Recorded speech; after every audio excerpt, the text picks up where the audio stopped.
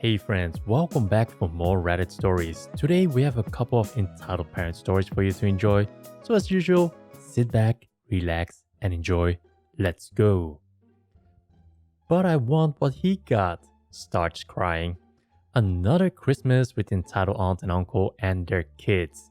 Instead of hanging a mistletoe, I really just wanted to hang myself. I mean, F dude. So anyway, here's what happened.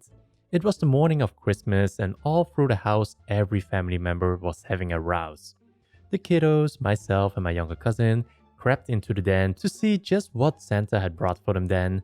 Younger cousin saw under my stocking a Pikachu skateboard, something he saw and decided he would hoard. Okay, I don't want to keep rhyming this, so if I annoyed anyone with that, just wanted to make it interesting for you.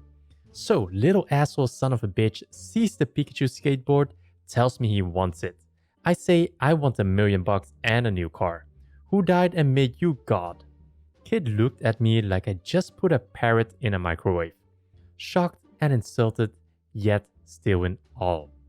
Come on man, you always get the cooler stuff. Look what I got, dude. He points to his stocking full of candy football stuff. He even got that year's newest maiden game in there. I was in 7th grade, this kid was in 5th grade. Old enough to not cry when you don't get your way on Christmas. Whatever. We creep back to his room, quietly arguing over who gets to keep the Pikachu skateboard under my stocking. I get on the top bunk of his bed. He tells me, "You're gonna give me that board, I'll make you." I tell him not a snowball chance in hell. We waited for our parents, grandma, and his older sister to wake up. Kid tries to act surprised at what he got for Christmas, but I didn't. Because I just think it's pointless to do that when you already know what you got. I got a good load that year too, always do, but that was a memorable one.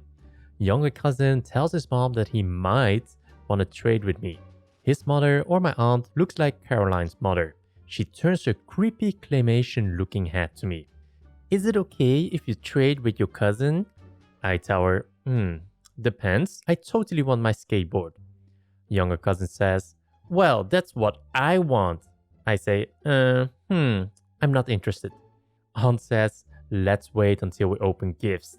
Then you all know what you have and you will be able to change your mind." We open gifts, and when he asks again, I want to trade. I repeat myself again, nope, I think I'm fine with what I got. My mom says, "Son, go put your stuff in the car. We're leaving after lunch." Just something to break the situation. Younger cousin screams, "But I want what he got. I want that skateboard." He hides his face and starts acting like he's crying. I still say no. At this point, my aunt looks at me like I farted in an elevator, offended and shit on. My mother helps me take my stuff, grabbing the skateboard first. "Wait," my aunt yells. "Can I look at the skateboard? I may just go buy the same one." She takes a picture of it with her flip phone. After we put all of our stuff in the car, we all decided to get back to sleep. All except my younger cousin, of course. I'm sleeping on the couch. When we wake up from our siesta, it's near lunchtime. The sandwiches that my mother and Nana would make on Christmas time were unlike anything else. Paired with pineapple pie, it's like a party in your mouth. I ask where my cousin is. His mother says he's at a friend's house playing football. While we are all eating, my cousin walks into the house. He got this look on his face, like he's accomplished a difficult feat. He says he isn't hungry. Okay, that's weird coming from him. He almost always has an empty stomach. He avoids eye contact with me. I get suspicious. So I get up to look in the car to see if anything is missing. Kid says, "No, wait." I open the car door and asshole had apparently been skating on it. He took the car keys from my mom's purse and unlocked the car with it, but he didn't just skate on it. He had somehow, and I don't know how, managed to break the thing in two. And he thought I wouldn't notice it if he tried to tape it back together with electrical tape. I was pissed. Now I'm crying because asshole always has this "if I can't have it, nobody can't" motto. I've never wanted to hurt someone so bad before in all my life. Moral of the story, don't let your kid be a redneck doodly Dursley. End. entitled mom threatened to sue me, forced me to find her son's missing teeth after he tried to drown me.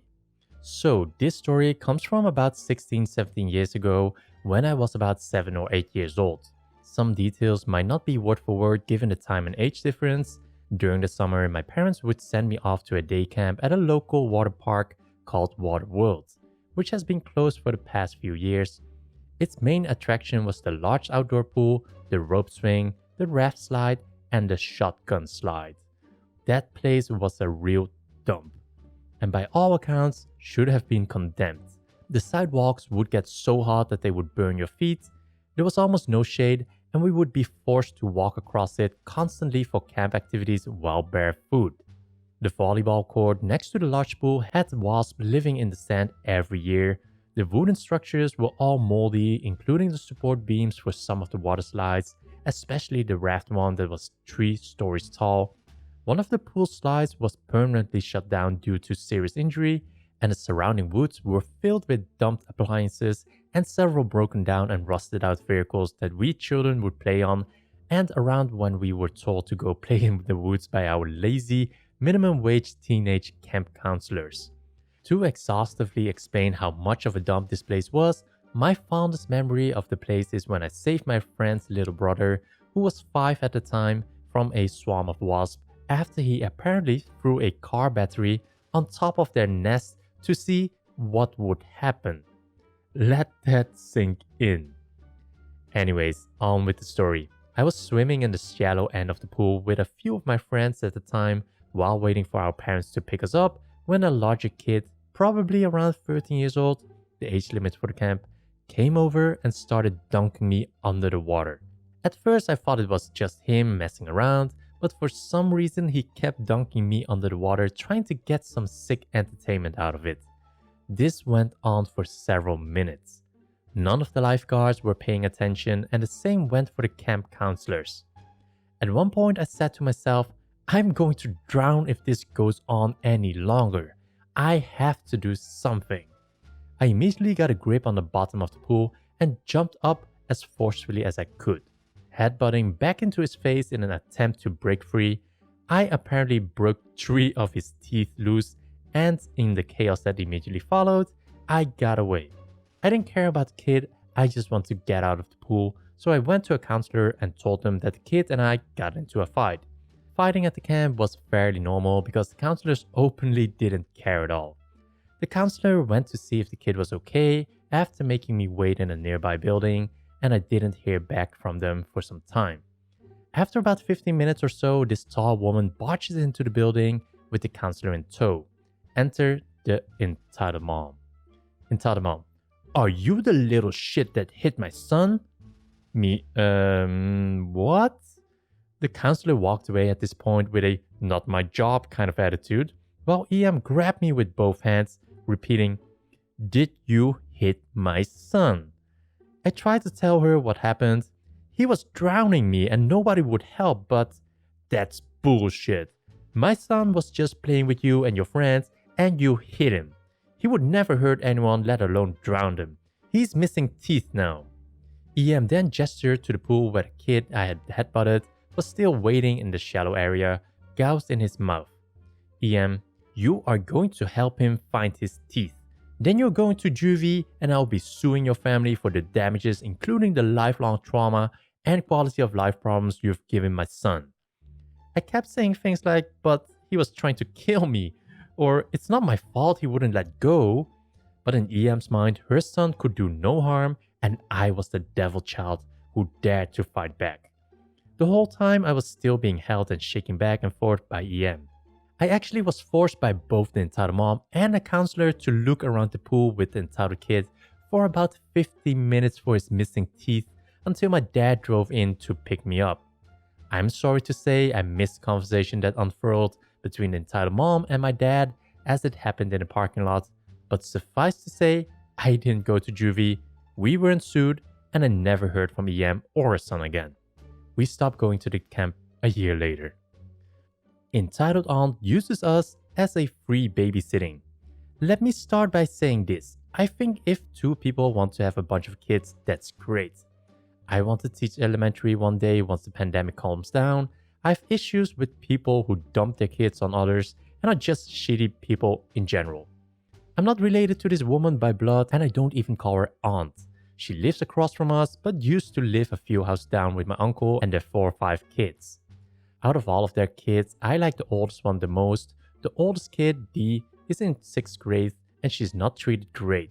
She's constantly yelled at and blamed for things her siblings do because her mother can't be bothered to watch them.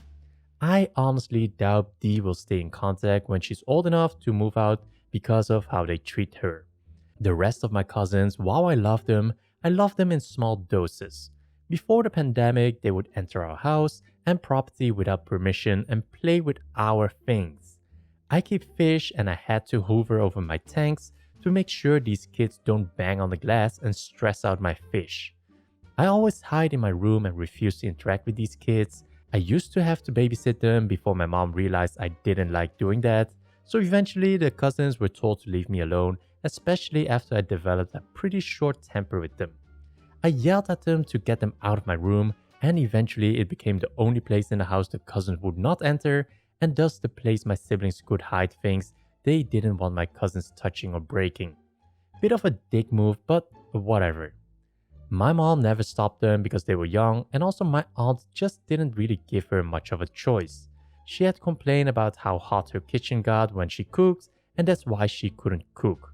Never mind that in the summer all the houses just got hot. We lived in the outskirts of the ghetto. These houses aren't gonna stay cool. My mom cooked for them because she felt sorry for them. My aunt would also ask us to watch her kids for a little bit and then leave for hours on end. We dealt with screaming 1-year-olds all day if we ventured outside my room, along with tantrums and just general stomping around our house. None of us are noisy and we actually maintain a quiet house. So none of my siblings were happy, but these were our cousins. We are not allowed to complain. This woman also constantly gossiped, and eventually our other aunts stopped talking to her because of how much of a gossip she was. She also treated me like her kids, which I didn't like.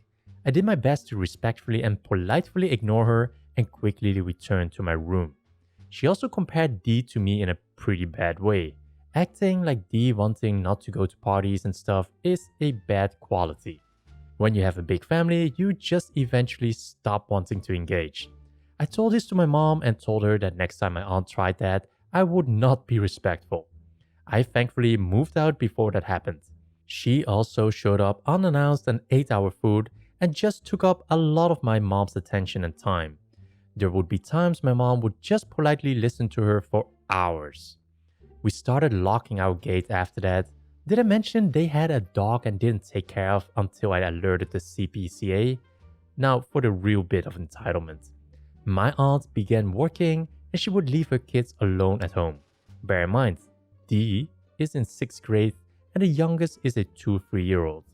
The kids would be left alone for hours at a time. My mom brought up how this was very dangerous to my aunt. This was following me telling my mom I would alert CPS if my aunt didn't find an adult to watch them. I had started work at an elementary school and just was generally done with my aunt's shit by that point. I didn't care about the scandal of calling CPS. My aunt did not take kindly to her parenting being questioned. According to my mom, the conversation went like this. Mom, I don't like how you're leaving the kids alone. They're by themselves all day and Dee's too young to be responsible for that many kids. She deserves to have time to be a kid and have fun. My aunt, well, I'm not the only one who leaves their kids alone.